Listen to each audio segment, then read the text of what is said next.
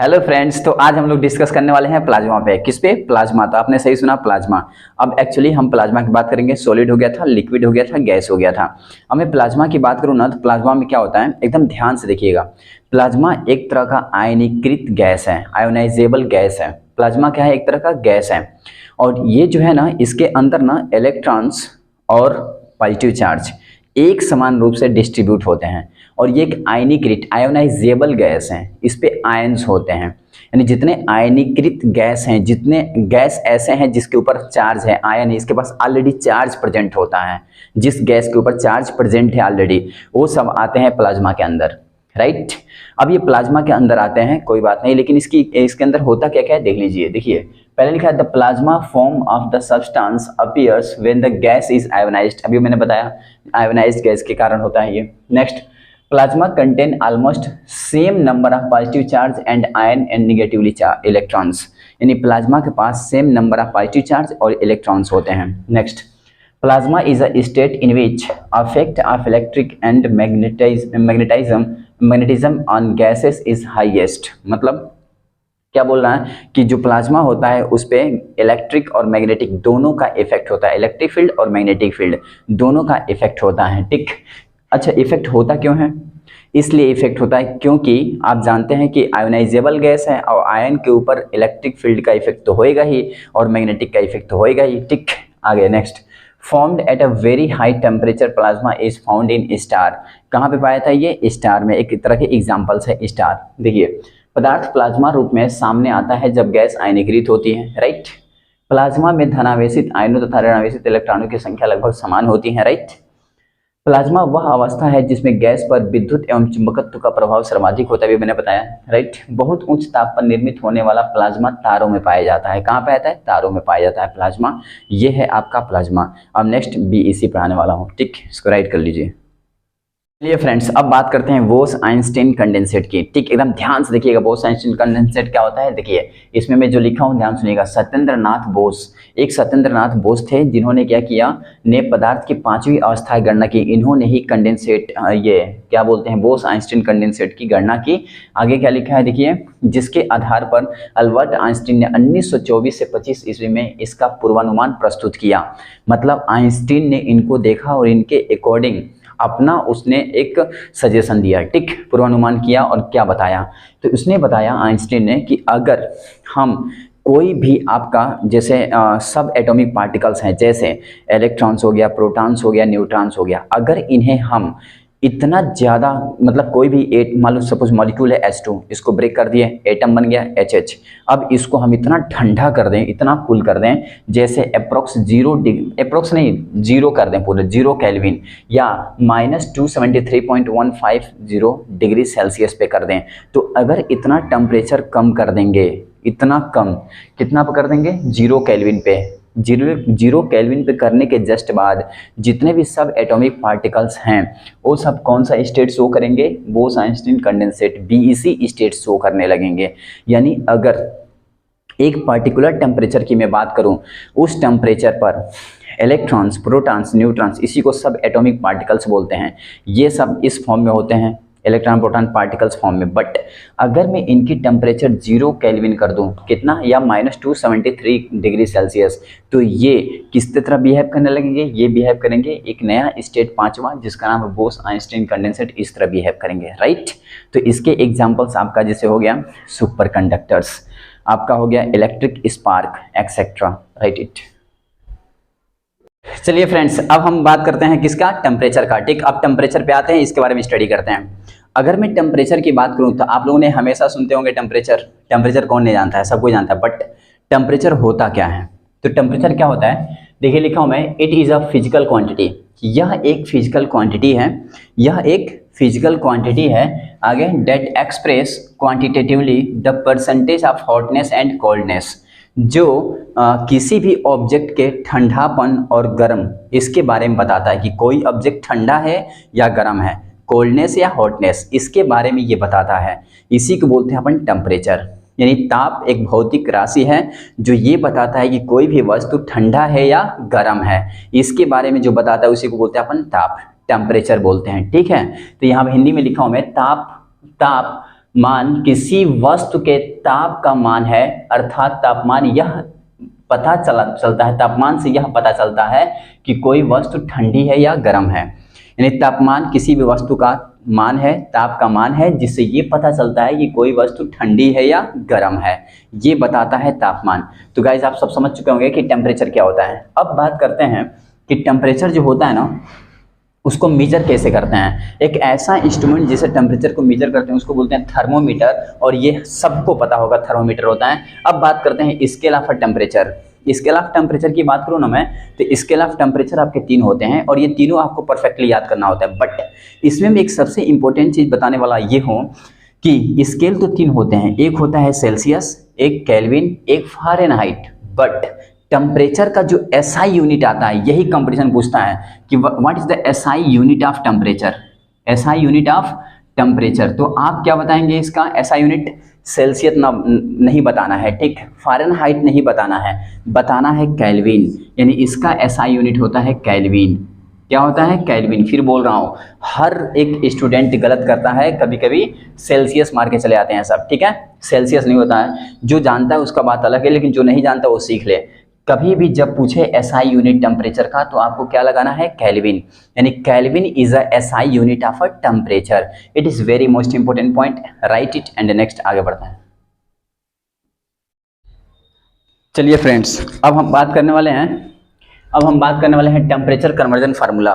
Actually अब मैं देखने वाला हूँ टेम्परेचर मैंने बता दिया। अब टेम्परेचर कन्वर्जन फार्मूला कि टेम्परेचर को कैसे कन्वर्ट करेंगे इन तीनों स्केल में, क्योंकि स्केल में 3 था, सेल्सियस, केल्विन, फ़ारेनहाइट।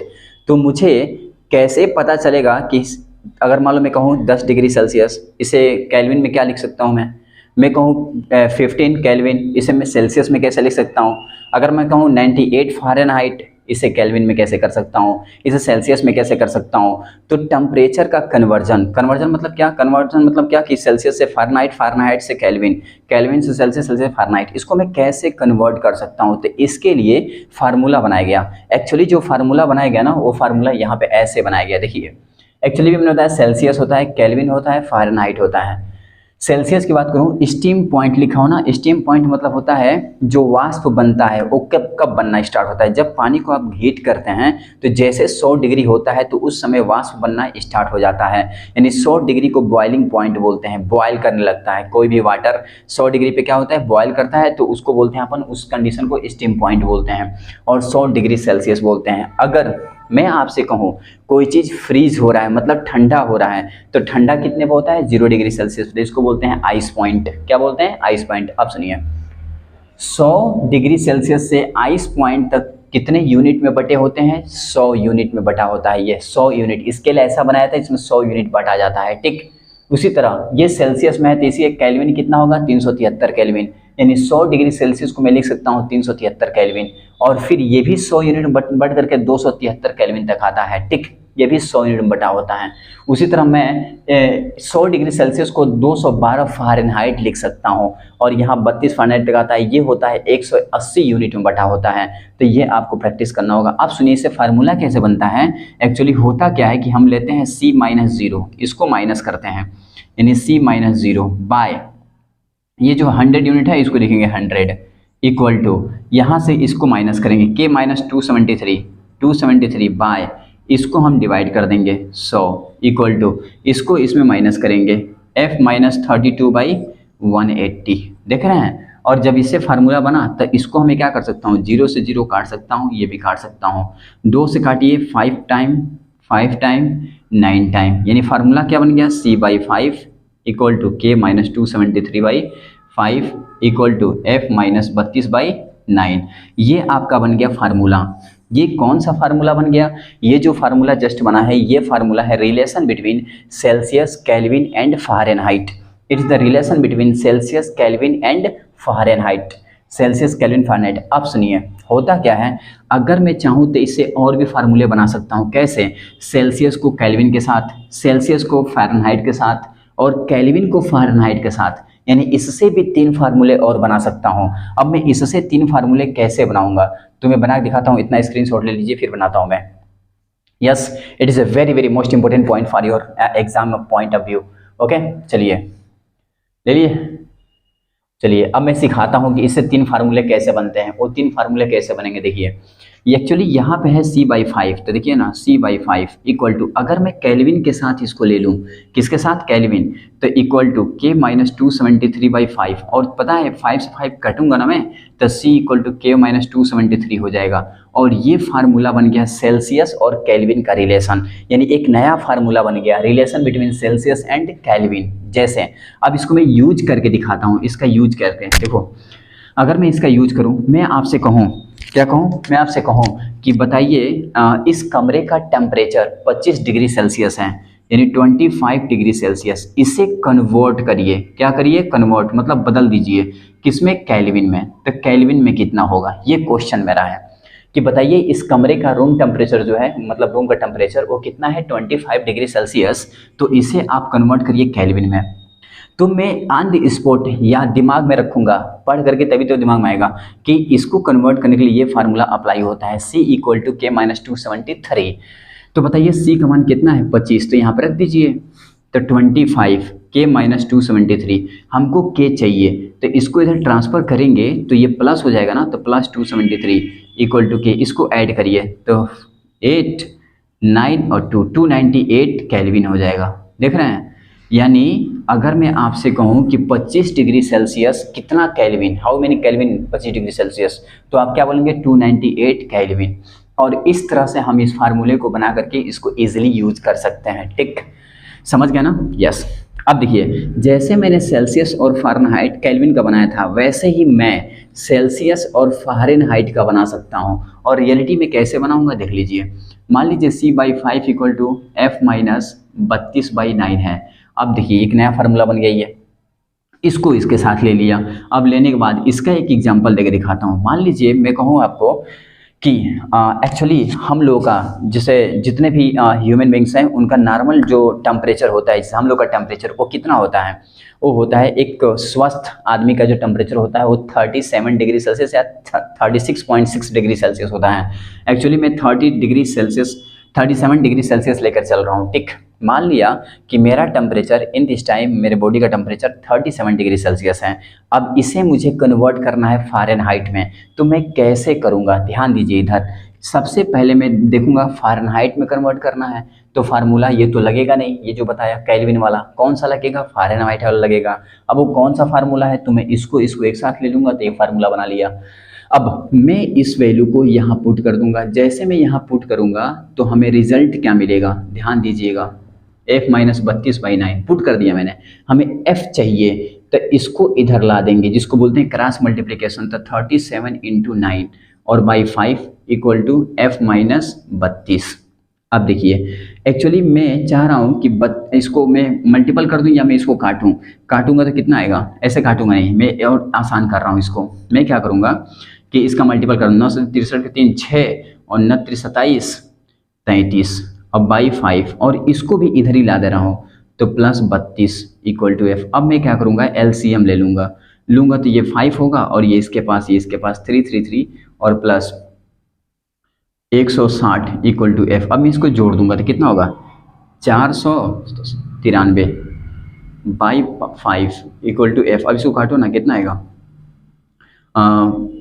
5 3 5 6 के 30 और 5 4 40 ना, और 0.35 के 30, 98.6 फ़ारेनहाइट। देख लीजिए, यानी क्या हुआ, मैंने कहा 37 डिग्री सेल्सियस था, इसमें फार्मूले में रखा। क्यों इसमें रखा, क्योंकि हमको फ़ारेनहाइट चाहिए था, तो ये फार्मूले में रखना पड़ेगा। जब मैं रखा, सोल्व करा, तो आता ही होगा सोल्व करना, तो 98.6, यानी हमारा बॉडी का जो टेम्परेचर था, नॉर्मल बॉडी टेम्परेचर, वो कितना होता है, 98.6 फ़ारेनहाइट होता है, और 37 डिग्री सेल्सियस अप्रोक्स लिया जाता है, राइट। तो ऐसे हम लोग टेम्परेचर का कन्वर्ट करके ऐसे हम लोग सॉल्व करते हैं। ठीक, तो इतना स्क्रीनशॉट लीजिए, फिर नेक्स्ट। चलिए फ्रेंड्स, अब टेम्परेचर से रिलेट करके कुछ इंपॉर्टेंट पॉइंट जो exam of point of view से बहुत इंपॉर्टेंट है, एग्जाम के पॉइंट ऑफ व्यू से। एक्चुअली मैं अब जो बताने जा रहा हूँ ना, बहुत इंपॉर्टेंट है, ये आपको एकदम बढ़िया से प्रैक्टिस करके जाना होगा एग्जाम में। ठीक, तो इसको प्रैक्टिस कर लीजिएगा, इट इज़ ए की पॉइंट ऑफ एग्जाम। सुनिए, एक्चुअली अभी मैंने बताया था टेम्परेचर के बारे में। टेम्परेचर बताया क्या होता है, किसी भी ऑब्जेक्ट का हॉटनेस कोल्डनेस के बारे में जो बताता है। फिर मैंने बताया आपका टेम्परेचर के स्केल 3 होते हैं स्केल, एक सेल्सियस, केल्विन, फ़ारेनहाइट। फिर मैंने उसका फार्मूला बता दिया। इसके जस्ट बाद अब बात करते हैं कुछ इंपॉर्टेंट पॉइंट जो इससे रिलेट करता है। कौन सा? पहला, 0 डिग्री सेल्सियस को बोलते हैं फ्रीजिंग पॉइंट ऑफ वाटर। पूछ सकता है कि बताइए वाटर का फ्रीजिंग पॉइंट क्या होगा, तो 0 डिग्री सेल्सियस होता है। 0 डिग्री सेल्सियस पे वाटर फ्रीज कर जाता है, यानी जल का हिमांक हिंदी में बोलते हैं। केल्विन में कहूँ तो कितना होगा? 273.15। आपको सिखाया था अभी निकालना, कैसे आया ये कैसे आया? तभी बताया था ना, C = K-273 आप कर दीजिए। चलिए, तो C का मान कितना है? 0 डिग्री। यहाँ पे K-273। अब इसको इधर लाइए ना, तो 273 केल्विन आ गया ना, केल्विन। ऐसा तो आपको सेल्सियस पता होना चाहिए। सेल्सियस अगर पता है आपको, केल्विन निकाल लेंगे। तो आपको ये नहीं याद करना है, आपको बस याद करना है सेल्सियस वाले। ओके, राइट ना। अब देखिए फ्रीजिंग पॉइंट कितना होता है? 0 डिग्री सेल्सियस। फिर यहाँ लिखा हूँ कमरे का ताप, room temperature. Generally room temperature जो होता है वो होता है 25 डिग्री सेल्सियस, कहीं कहीं 27, but I believe in 25 degree Celsius, right ना। तो मैं 25 डिग्री सेल्सियस आपको बताऊंगा। रूम टेम्परेचर कितना लेना है? 25 डिग्री सेल्सियस। इसको कन्वर्ट कर लीजिएगा केल्विन में, राइट। नेक्स्ट, अगर मैं बॉइलिंग पॉइंट की बात करूं कि किस पॉइंट पे वाटर बॉयल करने लगता है, तो होता है आपका 100 डिग्री सेल्सियस, यस। फिर बात करते हैं, इसको जल का क्वथनांक बोलते हैं। फिर बात करते हैं कि एक ऐसा टेम्परेचर जिस टेम्परेचर पे सेल्सियस और फ़ारेनहाइट दोनों इक्वल होते हैं, वो कौन ऐसा टेम्परेचर है? तो देखिए यहाँ लिखा है -40 डिग्री सेल्सियस, लेकिन ये -40 डिग्री सेल्सियस आया कहाँ से, मैं बताता हूँ कहाँ से है। देखिए, एक ऐसा टेम्परेचर जिसमें सेल्सियस फ़ारेनहाइट के इक्वल है। किसके इक्वल है? फ़ारेनहाइट। फ़ारेनहाइट ना, देखिए सेल्सियस एंड फ़ारेनहाइट दोनों इक्वल हैं। तो मान लिया C = F, और इसको मान लिया मैं X। इन दोनों को मैं X मान लिया। क्या मान लिया? X। जब मानूंगा तो फार्मूला क्या बताया था? C/5 = F - 32/9। यही तो बताया था फार्मूला, अभी जस्ट प्रैक्टिस करिएगा। अब बताइए C को मैं क्या लिख सकता हूँ? X/5। F को भी क्या लिख सकता हूँ? X - 32/9। क्यों? क्योंकि मैं दोनों को X मान चुका हूँ। क्या मान चुका हूँ? X। आप सुनिए, इसका क्रॉस मल्टीप्लिकेशन करिए तो 9 इसके पास आएगा तो 9x, ये तो आधा ही होगा। 5 इसके पास आएगा तो 5x - 160 मल्टीपल कर लीजिएगा। 5 का इसमें भी और इसमें भी। x को इधर लाइए तो 9x - 5x = -160। ये बताइए कितना आएगा? 4x ना, -160। अब काटिए ना 4 से, तो कितना आएगा? x का मान -40 डिग्री सेल्सियस। देख रहे हैं ना, यानी ये -40 डिग्री सेल्सियस एक ऐसा टेम्परेचर है जिस पर फ़ारेनहाइट और सेल्सियस दोनों इक्वल होते हैं। और डायरेक्ट कंपटीशन पूछता है ये, कोई भी एग्जाम देंगे उसमें डायरेक्ट आता है कि which temperature at which Celsius equal to the Fahrenheit. ऐसा टेम्परेचर जिस पर सेल्सियस और फ़ारेनहाइट क्या होते हैं? इक्वल्स होते हैं, -40 degree Celsius, right. And remember it. Okay, अब बात करते हैं एक सबसे इंपॉर्टेंट पॉइंट जिसका नाम है एब्सोल्यूट जीरो, परम शून्य ताप। एब्सोल्यूट जीरो टेम्परेचर, परम शून्य ताप, absolute zero temperature -273.15 degree Celsius. -273, बताओ माइनस में सेल्सियस, सोचो -273.15 डिग्री सेल्सियस। तो केल्विन में कितना होगा? 0 केल्विन।